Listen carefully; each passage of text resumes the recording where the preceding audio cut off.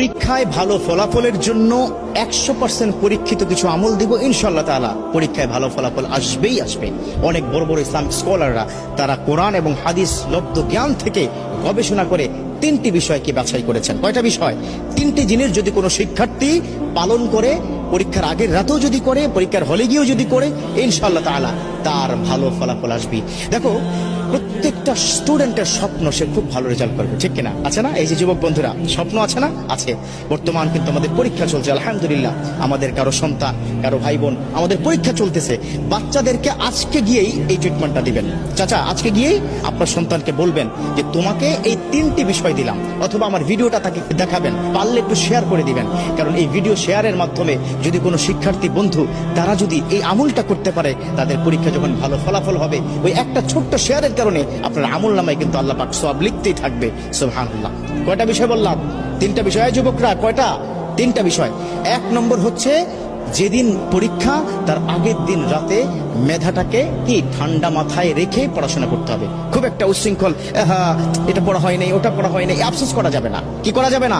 আফসোস করা যাবে না। ঠান্ডা মাথায় বই নিয়ে পড়তে হবে সাজেশন অনুযায়ী, ঠিক আছে? তবে তাড়াহুড়া করা যাবে না, গভীর রাত পর্যন্ত জাগা যাবে না। 2 নম্বর হচ্ছে, আল্লাহর প্রতি সর্বোচ্চ তাওয়াক্কুল করতে হবে। বিশ্বনবী সাল্লাল্লাহু আলাইহি ওয়াসাল্লাম তিনি কিন্তু এই বিষয়টাকে খুব বেশি পরিমাণে গুরুত্ব দিয়েছেন। আর আল্লাহ পাক নিজেই তো বলে দিয়েছেন, ওমা ইয়াতাওয়াক্কাল আলাল্লাহ ফাহুয়া হাসবুহু। Those the people are depend on almighty, Allah is good enough for হিম।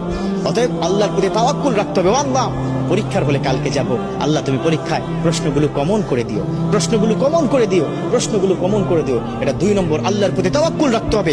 আল্লাহর কাছে চাইলে আল্লাহ ফেরত দেন না। উদউনি আস্তাজিব লাকুম। আল্লাহ পাক নিজে বলে দিয়েছেন, ও আমার বান্দারা, ও আমার গোলাম, ও শিক্ষার্থীরা, আমাকে বলো, তোমার সমস্যার সমাধান করে দিব, তোমার ডাকে আমি সাড়া দিব। সুবহানাল্লাহ। চাইবেন কার কাছে? আল্লাহর কাছে। আজকে গিয়ে সন্তানকে বুঝাবেন, বাবা পড়াশোনা যাই করো না কেন, তাওয়াক্কুল করবে কার উপর? আল্লাহর উপর। 3 নম্বর, এই 3 নম্বরটা একটু লম্বা, বাট এই আমলটা কিন্তু করতে হবে। 3 নম্বর আমলটা হচ্ছে, তুমি যখন পড়তে বসবে তখন রব্বি জিদনি ইলমা এটা পড়বে। রব্বি ইয়াসসির ওয়ালা তুআসসির ওয়া তাম্মিম আলাইনা বিল খায়র। কোরআনের কিন্তু আয়াত, এটা 2 সূরা থেকে 2টো আয়াত সংমিশ্রণ করে অনেক আল্লাহর ওলিরা তাদের যারা অনুসারী তাদেরকে বলেছেন যে এই 2টো আয়াত যদি কোনো সন্তান পড়তে থাকে, তিনি যা পড়বেন দ্রুত মুখস্থ হবে এবং সেটা মাথায় থাকবে। কথা ক্লিয়ার? রব্বি জিদনি ইলমা রব্বি ইয়াসসির ওয়ালা তুআসসির ওয়া তাম্মিম আলাইনা বিল খায়র। এটা পড়তে হবে পড়ার আগেই, এবং সকালবেলা ঘুম থেকে উঠে মেন্টালি ফ্রি থেকে একদম ফ্রেশ হয়ে উজু করে তারপরে যা কিছু প্রয়োজন পরীক্ষার হলে যাওয়ার জন্য সেগুলো হাতে নিয়ে বিসমিল্লাহি তাওয়াক্কালতু আলাল্লাহ বলে কিন্তু ঘর থেকে বের হতে হবে। একটা টিপস দিব, সেটা হচ্ছে